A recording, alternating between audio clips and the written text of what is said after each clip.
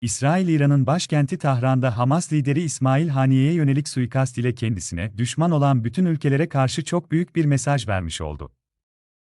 Üstelik bu mesaj Türkiye Devlet Başkanı Recep Tayyip Erdoğan'ın "İsrail'e gireriz" mesajının hemen ardından sonra geldi. İsrail bu suikast ile "ben kuru sıkı atmam, harbi atar vururum" demiş oldu. İsrail adeta "beni düşman belleyip tehdit edecekseniz ve ülkeme saldıracaksanız yaptığım bu suikast ile gerçeği görün" dedi. İran açısından kendi ülkesinde hem de başkentinde gerçekleştirilen bu siyasi suikast ülkesi için bir utanç olmuştur. Kendi ülkesinde ağırladığı bir siyasi lideri koruyamamış, dahası ülkesinin güvenliğine karşı saldırı olmuştur. Düşünün, kendi evinizde ağırladığınız bir misafire başka yerden gelenler saldırıp evinizde öldürüyor. Ev sahibi olarak ne hissedersiniz? İran'ın Tahran'da gerçekleşen bu siyasi suikasta karşı cevabı ne şekilde olabilir? Hamas, Filistin'de hem bir parti hem de askeri paramiliter silahlı bir oluşumdur. Haniye de bu gücün lideri konumundaydı. Eğer İran, İsrail'den bir intikam alacaksa, bu İsrail'deki en etkili ve savaş isteyen sağcı bir partinin liderine yönelik suikast olacaktır. Saldırının orantılı karşılığı mantıken böyle olacaktır.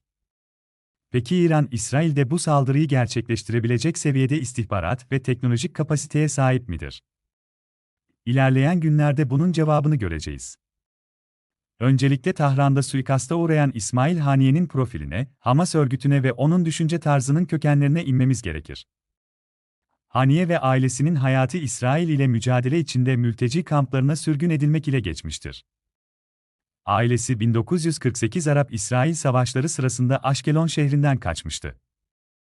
İsmail Haniye de Gazze'deki bir mülteci kampında doğmuştu. İsmail Haniye 2006 yılında Mahmud Abbas tarafından Filistin'de başbakan olarak atandıktan sonra El-Fetih ile yoğun bir çatışma içine girmişti. Bildiğiniz gibi El-Fetih, Arafat önderliğinde kurulan Filistin Ulusal Kurtuluş Örgütü yapılanmasıydı. İsmail Haniye ve onun Müslüman kardeşler ideolojisinde olan Hamas bu örgüte karşı ideolojik olarak düşmandı. Çünkü El-Fetih Uluslararası Sosyalist Enternasyonal Organizasyonu'nun bir üyesiydi. Yani sosyalist ulusalcı bir parti ve paramiliter örgüttü. El-Fetih ile aralarındaki bu çatışmalar neticesinde İsmail Haniye, Filistin Devlet Başkanı Mahmud Abbas tarafından 2007 yılında başbakanlık görevinden alınmıştı.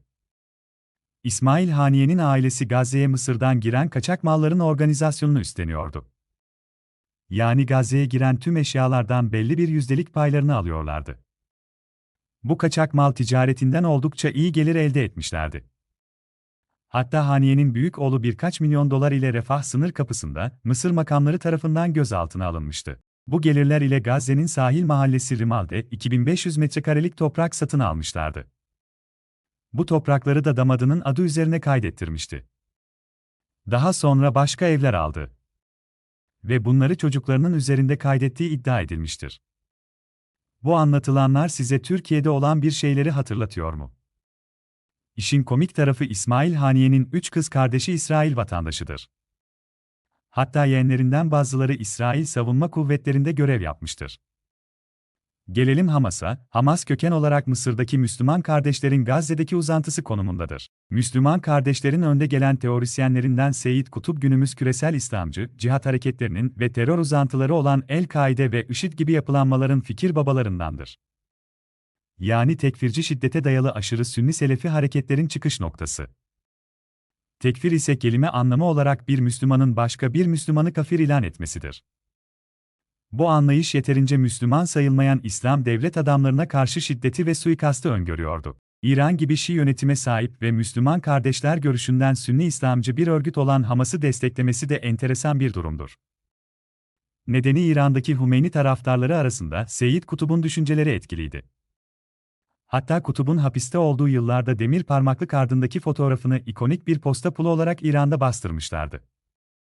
Ali Hamaney'in kardeşleri Kutup'un eserlerini Farsça'ya çevirmişti, fakat İran'daki bazı dini çevreler ve aydınlar Kutup'un düşüncelerine şiddetle karşı çıkmıştı. Tahran Üniversitesi'nde doçent olan Ali Ekber Alikani, Kutup'un sözde karamsar dünya ve adalet görüşünün gayrimüslimlere yönelik şiddetli bir nefreti yaydığını söylemişti. Bazı Şii din adamları Kutup'un eserlerini İran'da yayanları kınadı. Seyyid Kutup görünüş ve giyim tarzı olarak modern, fakat düşünce tarzı olarak bağnaz ve kökten dinciydi. Ünlü Batılı yazarları okuyor. Fransız ve İngiliz düşünürlerin eserlerini çeviriyordu. klasik müziği ve bazı Hollywood filmlerini seviyordu. Aynı zamanda kendisi Fransız edebiyatçı Victor Hugo hayranıydı. Yazar Alexis Carrel'ın Batı medeniyetlerine olan eleştirilerini destekliyordu. Alexis Carrel başarılı ünlü bir doktordu. Ökeni yani ırkın kaliteli olanlarının güçsüz olanlardan ayrılmasını savunuyordu. Suçlu ve deliler için ötenaziyi istiyordu. Onun bu düşünceleri Nazi iktidarı içinde ilham kaynağı olmuştu.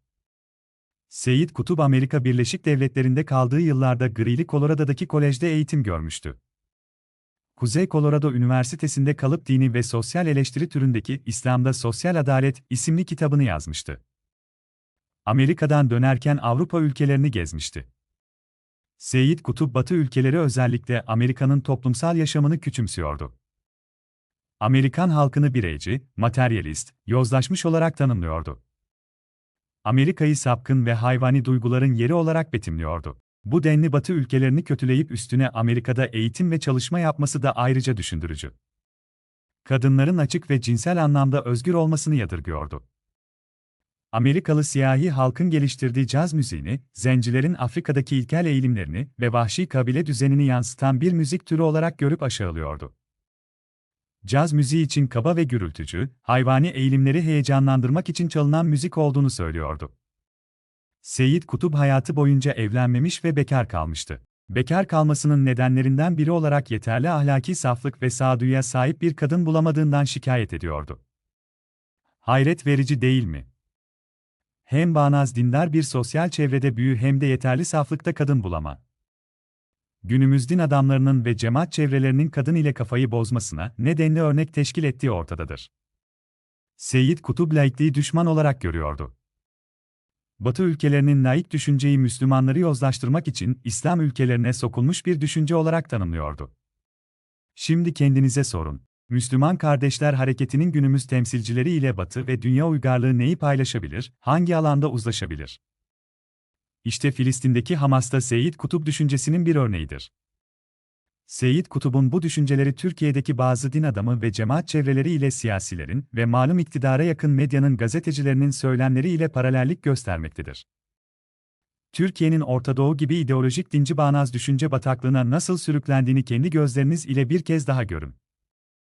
Bunun şakası olmadığını da anlayın. İşin en kötü yanı, bir dönem Mısır'daki Müslüman Kardeşler ideolojisine yakın durmaya çalışan Türkiye'deki Adalet ve Kalkınma Partisi liderliğindeki siyasi anlayışının ve destekçilerinin, Hamas ve türevleri ile flört ederek bu savaşın taraflarından biri haline gelmesi ihtimal dahilindedir.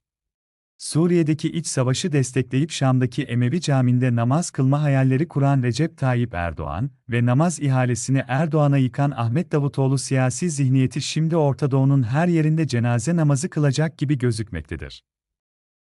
İlerleyen günlerde bunun cevaplarını hep birlikte göreceğiz. Abone olmayı ve paylaşmayı unutmayın. Abone olmayan ve beğenmeyen izleyicilerden 4 talihsiz izleyicime çekiliş yapacağım. Hamas'ın yol açtığı gelişmeleri ve Adalet ve Kalkınma Partisi iktidarının politikalarını olumlu bulan bu izleyicilere Orta Doğu bataklığında Gazze gezisi hediye edeceğim. Böyle Gazze sahili plajında uzansınlar ve destek oldukları siyasi görüşün hareketlerinin sonucunun Gazze şehrindeki manzarasını izlesinler. Umarım kendileri için çok düşündürücü bir tatil olacaktır. Beğenmezlerse Afrika'da cihatçı Boko Haram örgütünün etkili olduğu yerlerde bir safari turu vaat ediyorum.